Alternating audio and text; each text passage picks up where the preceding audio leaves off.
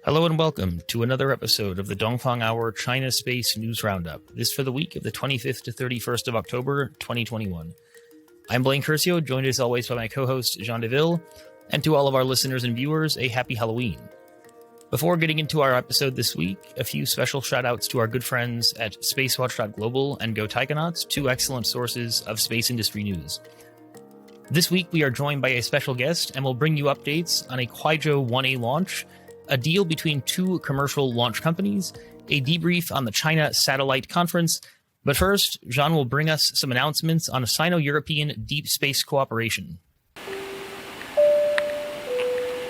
Ladies and gentlemen, welcome to the Dongfang Hour.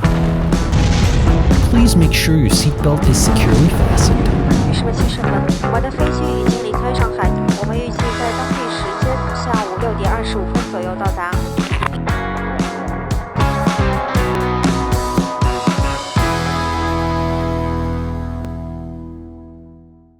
Jean, you're over in Europe right now. What's going on with Sino-European space cooperation? So definitely a significant update this week. We had ESA's Operations Center in Darmstadt, Germany, announce on Wednesday, the 27th of October, that the Mars Express orbiter that's in orbit around the red planet since 2003 would perform 5 data communication attempts with China's Zhurong rover also on Mars. And this is a new milestone in China-Europe collaboration around the Tianwen-1 mission, with ESA's Deep Space Ground Station network having previously assisted the Tianwen-1 spacecraft after it was launched from the Wenchang Launch Center in the summer of 2020. Now, of course, there's always some irony when Mars Express performs data relay services for another spacecraft, because this orbiter was meant to do exactly that, but for its own spacecraft, for its own lander, and that's the Beagle 2. The Beagle 2 is this ill-fated British lander which separated from Mars Express back in 2003. It successfully performed landing, but failed to deploy 2 of 4 solar panels, making its communications antenna, and consequently the entire lander inoperative. The interesting point about the relay communication attempts that will be taking place here between Mars Express and the Zhurong rover is that they will be blind data transmission attempts. And so, according to an ESA blog post over the past week, and I'm quoting them here, normally when an orbiter flies over a rover, it sends down a hello sign known as a hail signal to initiate communications. And the rover then sends back a response to let the orbiter know that it received the hail and that the exchange of data or commands can begin, end of quote. Now, this normal communications process cannot take place between Zhurong and Mars Express, because while Mars Express is able to receive the frequency sent from Zhurong, it's not true the other way around. And this is why the Mars Express radio system will perform a blind radio transmission. And what this means basically is as Mars Express flies over the rover, it will listen to any signals incoming. And if there are any incoming signals, it will lock onto it, it will record it, and it will transfer it to the Darmstadt Operations Center of ESA in Germany. And then that will be then passed on to the Zhurong team in China. And so the data transfer speeds for this blind transmission attempts will start at 8 kilobits per second and will gradually increase to 128 kilobits per second as the attempts move forward. And this is not bad. It can be compared to the 30 to 40 kilobits per second of transmission speeds between the Tianwen-1 orbiter and the Zhurong rover, but it's nevertheless also significantly lower than what you have, for example, compared to Perseverance when it communicates with NASA's orbiters, which are, for example, the Mars Reconnaissance Orbiter, as well as MAVEN. I believe those orbiters and Perseverance are able to implement data transfer speeds that are 10 to 20 times higher. According to the same ESA blog post from this week, this technique, this blind data transmission technique, is not something that's entirely new, but it's never been experimented around any other planetary body other than the Earth. And so this is where you have some novelty in this experiment between ESA and China. This is also why the Zhurong team, as well as the teams that made the radio systems of Mars Express, which is a British company called Kinetic, these two teams have been working together to test this transmission beforehand on Earth, so in Europe and in China, before actually doing this test, in Martian orbit. And finally, this blog post from ESA this week also announced when these data transmissions would take place. We have November the 7th, 16th, 18th, 20th, and 22nd for these tests. So 5 tests in total, as mentioned just now. So yeah, definitely a very fruitful week in ESA-China collaboration. So there's this data transmission attempt, but there's also another interesting piece of news that came this time from Moscow. We had the head of ESA's Moscow office, Rene Pichel, tell the Russian news agency that ESA was considering taking part in the Russian-Chinese-led Lunar ILRS project, ILRS standing for International Lunar Research Station. And this is not entirely news because we've heard in the past ESA officials mention that they were interested by the ILRS, but I believe this is the first time since the announcement of Russia and China in June 2021 collaborating over this project, because before that date, basically the ILRS was more or less just the Chinese project. So I think this is it's an interesting development because we could see Europe being present on both fronts, taking part in the ILRS led by Russia and China, but at the same time being a very significant partner for NASA for the US-led Artemis program. I think that's really a very refreshing thought, especially after the week or two of very tough rhetoric that we've been hearing between the US and China in the context of the China FOBS HGV missile tests. So FOBS being the fractional orbital bombardment system and HGV meaning hypersonic glide vehicles. So yeah, some interesting Europe-China stuff. Blaine, do you want any thoughts on that before moving to XSpace? Just a word of encouragement that if you've not done so already, I would recommend you check out our Dongfang Hour from last week on FOBS and HGV, if for no other reason than the fact that I went to a fair amount of effort to learn a lot more than I ever thought I would need to know about intercontinental ballistic missiles, and that's kind of a random and bizarre topic. So anyway, just a short plug for that. Going into our second news story of the week, we have the successful launch of a Kuaizhou 1A rocket by CASC subsidiary XSpace, which occurred from the Jiuquan Launch Center on the 27th of October, Wednesday, carrying the Jilin-1 Gaofan 02F satellite, also known as Changshu-1. And so quite a bit to unpack from this launch. So the first point is that this is the second consecutive successful launch by XSpace of the Kuaizhou 1A rocket, this coming around 1 year after the company suffered a launch failure in the 10th attempt of this small solid-fueled rocket. And so we now have a total of 12 attempts, of which 11 have been successful. 12 attempts, of which 11 have been successful. And we've seen now, over the last couple of years, XSpace having built out a rocket manufacturing facility in Wuhan, in the Wuhan National Aerospace Industrial Base, which now has a capacity of probably a couple dozen rockets per year. And so this second successful launch inside of about 1 month by XSpace, it may be an indication that they're getting kind of back into the swing of things, and we may start to see a more regular launch cadence from XSpace. So moving on to the payload, again, the main payload was the Jilin-01 Gaofan 02F satellite that will be operated by Chinese Earth observation satellite manufacturer and operator Charming Globe Satellite Technology Limited, or CGSTL, in collaboration with a company called Spacehawk, although the translation of the Chinese name is a little bit tricky. I don't actually have the Chinese name written here, but Spacehawk, which is it's a commercial subsidiary of the Third Academy of CASC. And then also the third collaborator on the satellite is the city of Changshu in Jiangsu province. And so the satellite is the 31st satellite in the Jilin-01 constellation of CGSTL, and the optical Earth observation satellite can capture full color images with a resolution better than 0.75 meters, and multispectral images with a resolution of better than 3 meters and a swath of 40 kilometers. And so the satellite is going to use, among other things, a ground station that's located in Changshu City as part of this collaboration with Changshu. And we'll get a little bit more into that in just a minute.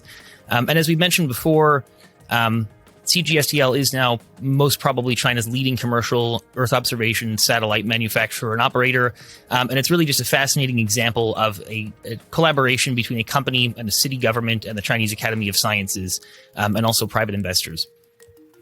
And so just a couple of additional points about this launch. So I would mention that CGSTL is really a longtime customer of XSpace as a launch service provider. And so the most famous example of this would be about 1.5 years ago when CGSTL purchased a launch from XSpace in a live online auction, which got about 500 million views. So it was really a big viral hit. And indeed, this was the 7th CGSTL launch on a Kuaizhou rocket, with 2 of them having failed. And there was a pretty interesting photo being passed around the Chinese internet of 6 different Jilin-01 satellites. And 4 of them were in color, and 2 of them were black and white. And the 2 that were black and white were the 2 that had failed on a Kuaizhou 1A and a Kuaizhou 11 rocket, respectively. So definitely a pretty long and interesting collaboration between these 2 companies. And I think it's an interesting example of 2 companies that are very commercial subsidiaries of entities that have a lot of power. In the case of CGSTL, the Chinese Academy of Sciences, and in the case of XSpace, it is CASC. And so looking at CGSTL, you've seen, funding coming from the Jilin provincial government. You've also seen funding coming from the Changchun city government and the Chinese Academy of Sciences.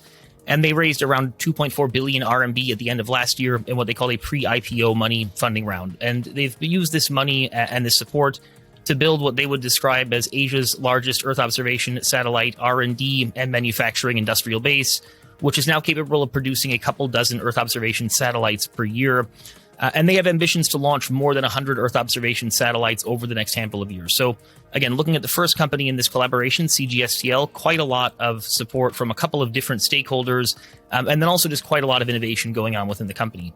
And then looking at the second company in this collaboration, XSpace, the launch company in this case, they've received quite a lot of support from, among others, the Hubei provincial government and also the Wuhan city government, and also CASC via its subsidiary Sanjiang Group. And this has included like 1.2 billion RMB of funding around the end of 2017. And the company has since taken this money and built the aforementioned sort of intelligent rocket manufacturing facility within the Wuhan Aerospace industrial base. This capable of manufacturing a couple dozen rockets per year in what they would call batch manufacturing. So yeah, I guess just wrapping up, I think CGSTL is really it's a major customer of XSpace, and these two companies just have a lot of similar characteristics in terms of the support that they're receiving from different stakeholders.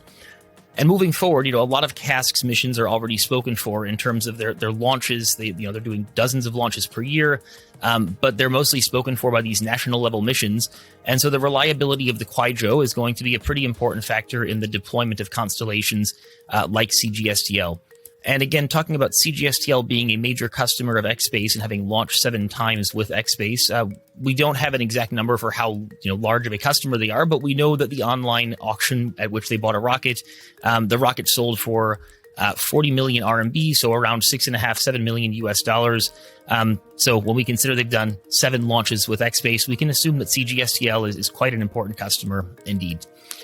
So just getting back to a couple of last points about the launch itself and the satellite that was launched, the Jilin 01 Gaofan 02F. So separate to the primary mission as being part of the Jilin constellation, the satellite is also going to play a role in CASC's Hangtian Xingyun or Sat Cloud project. And this is not to be confused with a very, very similarly named CASC project of Hangtian Xingyun, which is a narrowband IoT constellation, but literally the same exact pinyin, except that the Xing is a different tone.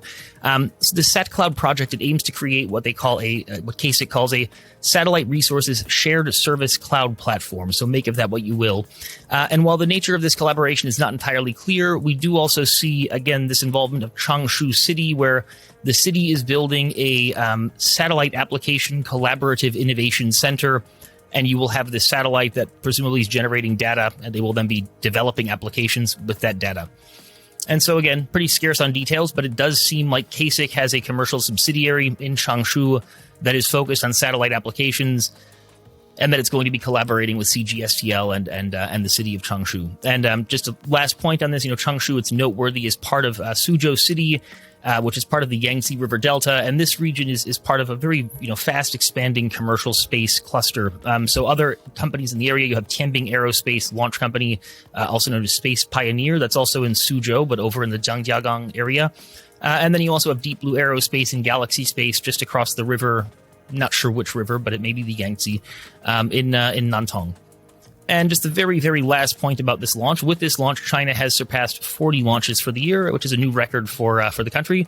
And moving forward, we still have a handful of launches left this year. And before handing it over to Sean for our next story, we're going to get a little bit of additional insight from a friend of the podcast and CEO of Ultimate Blue Nebula, that is a space consulting firm, not a rock band, Mr. Lan Tianyi, for his thoughts on what this 40 launch milestone means and what we should expect in the coming couple of years in terms of China's launch cadence. Tianyi, your thoughts?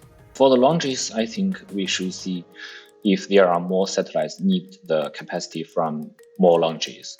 This is always the topic we see about the market of the launch vehicles.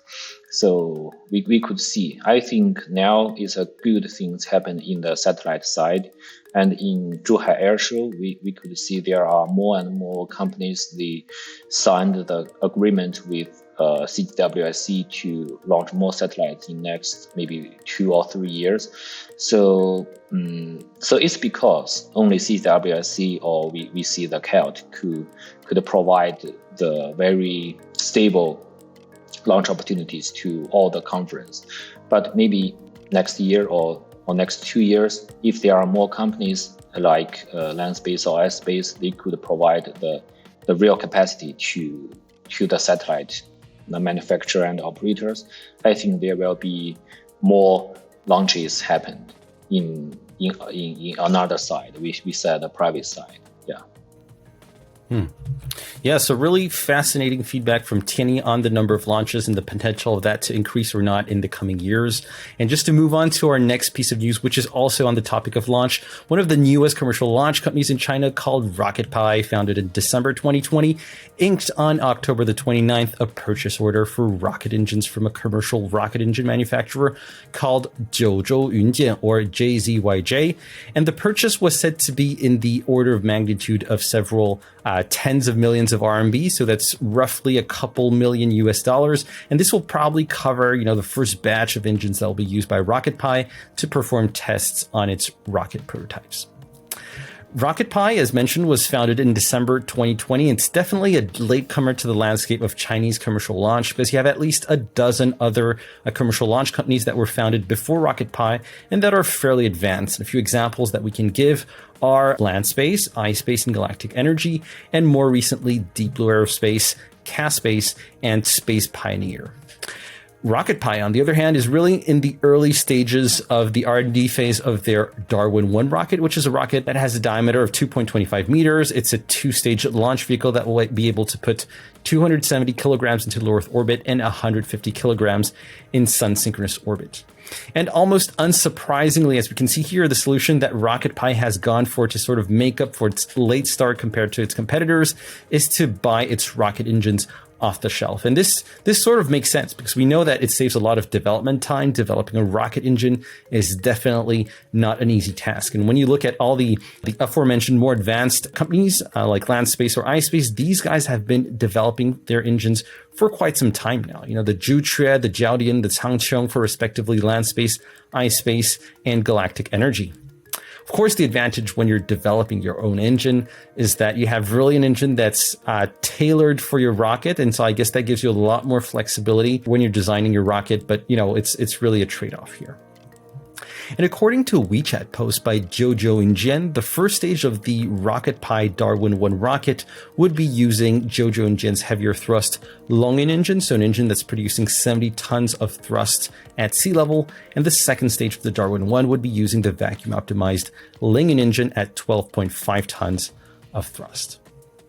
Overall, I think that buying rocket engines off the shelf could be an increasing trend for these later generation of commercial launch companies in China. And I think also something that's participating in this trend is the fact that you have more and more other companies, providers that are focusing specifically on making rocket engines. So, the guys making the actual rockets, they have a better and better furnished catalog to choose rocket parts from. And so we mentioned Jiuzhou Yunjian just now, but you also have 4 other companies that come to mind, like Aerospace Propulsion, AA Engine, you have Tianqing Space, and you also have XAPT. And so again, this gives a wide variety of choice. You can choose low thrust, medium thrust engines. You can choose Carolox, or you can choose methalox. You can choose various attitude control technologies. There's really quite a bit of choice. Although I have to add here that not all of these systems are currently available. Some of them are still in the R&D phase.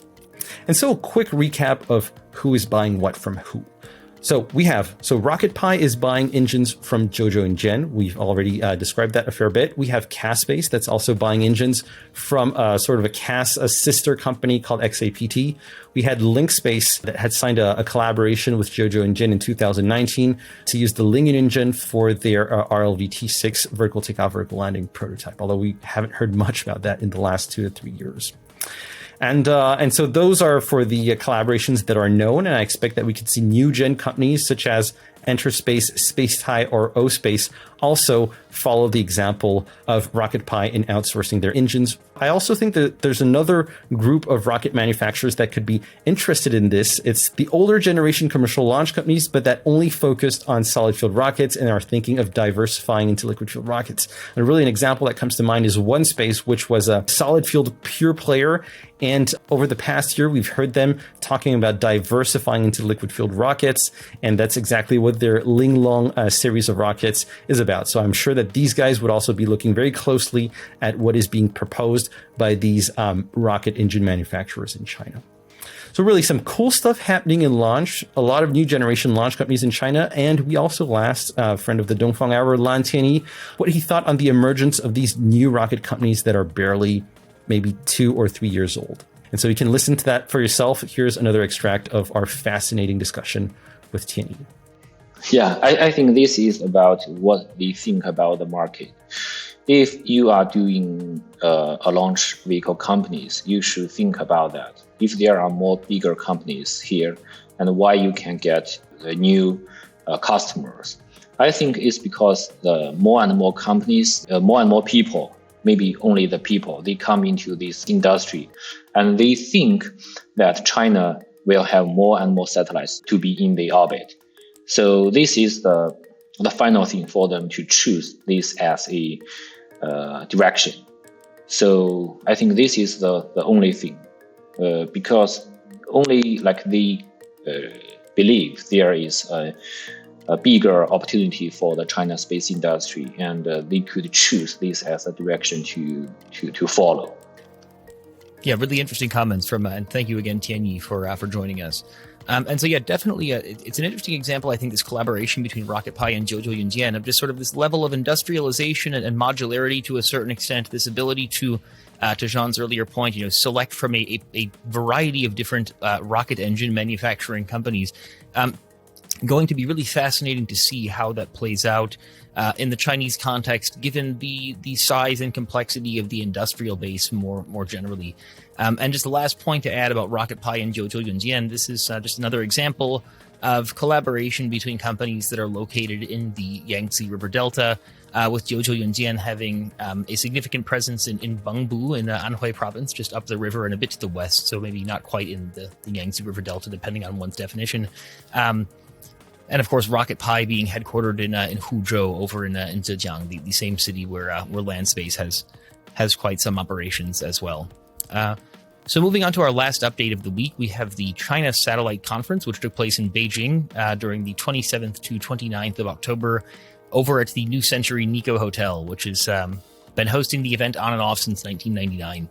And so the China Satellite Conference, it is one of the oldest space conferences in China, again, having been taking place every October, more or less, since 1999.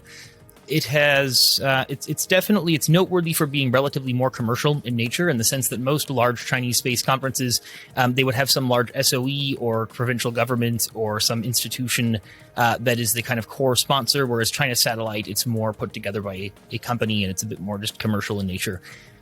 It's been one of the relatively more international conferences over the last, couple of decades. Initially, primarily looking at SATCOM, but then this year, and I guess the last several years more generally, we've seen more sort of upstream industrial companies. So that would be kind of the satellite manufacturers and launch companies.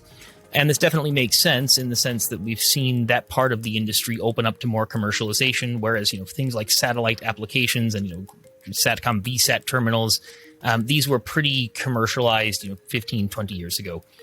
And so we're going to have a little bit more of a deep dive episode into the China Satellite Conference, both this year and in years past with friend of the podcast, Lan Tianyi. But again, just a very brief kind of overview of this year's conference. We did see attendance from China SatNet, the low Earth orbit constellation operator.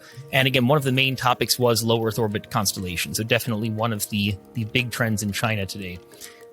So, Jean, anything else to add from your side on the China Satellite Conference? I know we're getting a bit long here, and we do have another episode on that conference. So, I think I'm all good for this week.